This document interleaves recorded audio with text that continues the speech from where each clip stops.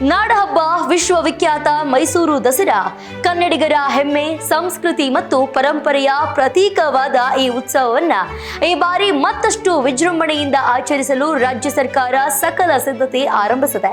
ಅಕ್ಟೋಬರ್ನಲ್ಲಿ ನಡೆಯಲಿರುವ ವಿಜಯದಶಮಿ ಮಹೋತ್ಸವಕ್ಕೆ ಈಗಿನಿಂದಲೇ ಕಸರತ್ತು ಆರಂಭವಾಗಿದ್ದು, ಮುಖ್ಯಮಂತ್ರಿ ಡಿಕೆ ಶಿವಕುಮಾರ್ ನೇತೃತ್ವದಲ್ಲಿ ಉನ್ನತ ಮಟ್ಟದ ಪೂರ್ವಭಾವಿ ಸಭೆ ನಡೆದಿದೆ. ಈ ಬಾರಿ ಸಿಎಂ ಆಗಿ ಮೊದಲ ಬಾರಿಗೆ ದಸರಾ ಆಚರಿಸುತ್ತಿರುವ ಕಾರಣ ಜನಮಾಸದಲ್ಲಿ ಮರೆಯಲಾಗದ ಉತ್ಸವವನ್ನಾಗಿ ರೂಪಿಸುವ ಗುರಿ ಸರ್ಕಾರಕ್ಕಿದೆ. ಉತ್ಸವದ ದಿನಾಂಕದಿಂದ ಹಿಡಿದು ಹೊಸ ಆಕರ್ಷಣೆಗಳವರೆಗೂ ಹಲವು ಮಹತ್ವದ ನಿರ್ಧಾರಗಳು ಸಭೆಯಲ್ಲಿ ಕೈಗೊಳ್ಳಲಾಗಿದೆ. ಹಾಗಾದ್ರೆ ಈ ಬಾರಿಯ ದಸರಾ ಹೇಗಿರಲಿದೆ, ಯಾವೆಲ್ಲ ಹೊಸತನ ಇರಲಿದೆ, ಈ ಕುರಿತ ಸಮಗ್ರ ವರದಿ ಎಲ್ಲಿದೆ ನೋಡೋಣ ಬನ್ನಿ. ಅದ್ದೂರಿ ಆಚರಣೆಗೆ ಸರ್ಕಾರದ ಮೆಗಾ ಪ್ಲಾನ್. ಸಿಎಂ ನೇತೃತ್ವದಲ್ಲಿ ಪೂರ್ವಭಾವಿ ಸಭೆ. 4 ಜಿಲ್ಲೆಗಳ ಜನಪ್ರತಿನಿಧಿಗಳು ಭಾಗಿ.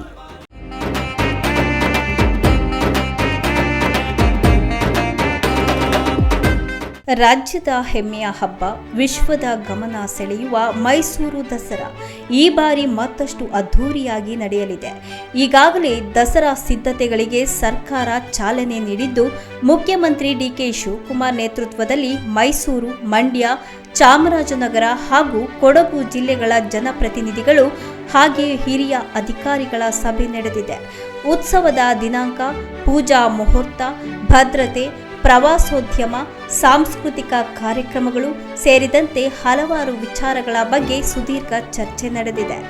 ಒಂದೆಡೆ ರಾಜ್ಯದ ಹಲವು ಜಿಲ್ಲೆಗಳಲ್ಲಿ ಮಳೆ ಕೊರತೆಯಿಂದ ರೈತರು ಸಂಕಷ್ಟ ಅನುಭವಿಸುತ್ತಿದ್ದಾರೆ. ಕೆಲವೆಡೆ ಕುಡಿಯುವ ನೀರಿನ ಸಮಸ್ಯೆಯೂ ಸಹ ತಲೆದೋರಿದೆ. ಆದರೆ ಕಳೆದ ಕೆಲ ದಿನಗಳಿಂದ ಸುರಿಯುತ್ತಿರುವ ಮಳೆಯಿಂದ ಪರಿಸ್ಥಿತಿ ಸ್ವಲ್ಪ ಮಟ್ಟಿಗೆ ಸುಧಾರಿಸುತ್ತಿದೆ.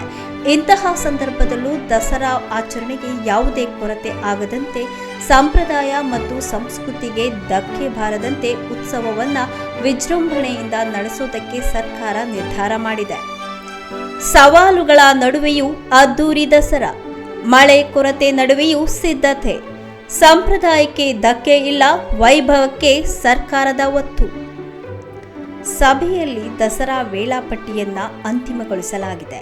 ಜುಲೈ 26ರಂದು ವೀರನ ಹೊಸಹಳ್ಳಿಯಲ್ಲಿ ಗಜಪೂಜೆಯೊಂದಿಗೆ ದಸರಾ ಸಿದ್ಧತೆಗೆ ಅಧಿಕೃತ ಚಾಲನೆ ಸಿಗಲಿದೆ.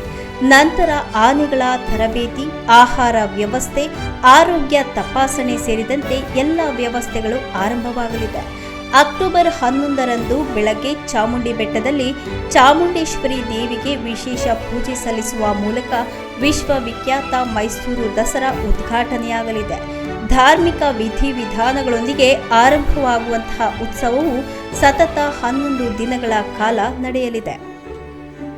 ದಸರಾ ವೇಳಾಪಟ್ಟಿ: ಜುಲೈ 26 ಗಜಪೂಜೆ, ಆನೆಗಳ ತರಬೇತಿ ಆರಂಭ, ಅಕ್ಟೋಬರ್ 11 ದಸರಾ ಉದ್ಘಾಟನೆ, 11 ದಿನಗಳ ಉತ್ಸವ. ಅಕ್ಟೋಬರ್ 21ರಂದು ನಡೆಯುವ ವಿಜಯದಶಮಿ ಜಂಬೂ ಸವಾರಿಯೇ ದಸರಾದ ಪ್ರಮುಖ ಆಕರ್ಷಣೆ. ನಂದಿಧ್ವಜ ಪೂಜೆಯ ಬಳಿಕ ಅಂಬಾರಿ ಹೊತ್ತ ಆನೆಯೊಂದಿಗೆ ಜಂಬೂ ಸವಾರಿ ಆರಂಭವಾಗಿ ಅರಮನೆ ಆವರಣ ತಲುಪಲಿದೆ. ಲಕ್ಷಾಂತರ ಜನರು ಹಾಗೂ ಸಾವಿರಾರು ಪ್ರವಾಸಿಗರು ಈ ಐತಿಹಾಸಿಕ ಕ್ಷಣಕ್ಕೆ ಸಾಕ್ಷಿಯಾಗಲಿದ್ದಾರೆ. ಈ ಬಾರಿ ಪ್ರವಾಸೋದ್ಯಮಕ್ಕೆ ಹೆಚ್ಚಿನ ಒತ್ತು ನೀಡಲು ಸರ್ಕಾರ ತೀರ್ಮಾನಿಸಿದೆ. ದೇಶ ವಿದೇಶಗಳಿಂದ ಆಗಮಿಸುವ ಪ್ರವಾಸಿಗರಿಗೆ ಯಾವುದೇ ತೊಂದರೆ ಆಗದಂತೆ ಸಾರಿಗೆ, ವಸತಿ, ಕುಡಿಯುವ ನೀರು, ಸ್ವಚ್ಛತೆ, ವೈದ್ಯಕೀಯ ಸೇವೆ ಹಾಗೂ ಮಾರ್ಗದರ್ಶನ ಕೇಂದ್ರಗಳನ್ನು ಹೆಚ್ಚಿಸುವ ಯೋಜನೆಯು ರೂಪಿಸಲಾಗಿದೆ. ಭದ್ರತೆಯ ದೃಷ್ಟಿಯಿಂದ ಸಾವಿರಾರು ಪೊಲೀಸ್ ಸಿಬ್ಬಂದಿ, ಸಿಸಿ ಕ್ಯಾಮೆರಾ, ಡ್ರೋನ್ ಕಣ್ಗಾವಲು, ಟ್ರಾಫಿಕ್ ನಿರ್ವಹಣೆ ಹಾಗೂ ತುರ್ತು ವೈದ್ಯಕೀಯ ಸೇವೆಗಳನ್ನು ಬಲಪಡಿಸಲಾಗುತ್ತಿದೆ. ಪ್ರವಾಸಿಗರಿಗೆ ವಿಶೇಷ ಸೌಲಭ್ಯ: ಸಾವಿರಾರು ಪೊಲೀಸರ ನಿಯೋಜನೆ, ಡ್ರೋನ್ ಮತ್ತು ಸಿಸಿ ಕ್ಯಾಮೆರಾ ಕಣ್ಗಾವಲು, ಮಹಿಳೆ ಮಕ್ಕಳಿಗೆ ವಿಶೇಷ ಭದ್ರತೆ. ದಸರಾ ಎಂದರೆ ಕೇವಲ ಜಂಬೂ ಸವಾರಿ ಮಾತ್ರವಲ್ಲ. ಯುವ ದಸರಾ, ಯುವ ಸಂಭ್ರಮ, ಕವಿಗೋಷ್ಠಿ, ನೃತ್ಯ, ಸಂಗೀತ, ನಾಟಕ, ಜನಪದ ಕಲಾ ಪ್ರದರ್ಶನ, ಆಹಾರ ಮೇಳ, ಹೂವಿನ ಪ್ರದರ್ಶನ, ರೈತ ದಸರಾ ಸೇರಿದಂತೆ ವಿವಿಧ ಕಾರ್ಯಕ್ರಮಗಳು ನಡೆಯಲಿದೆ.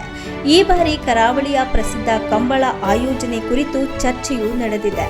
ಆದರೆ ಅಂತಿಮ ನಿರ್ಧಾರ ಇನ್ನಷ್ಟೇ ಆಗಬೇಕಿದೆ.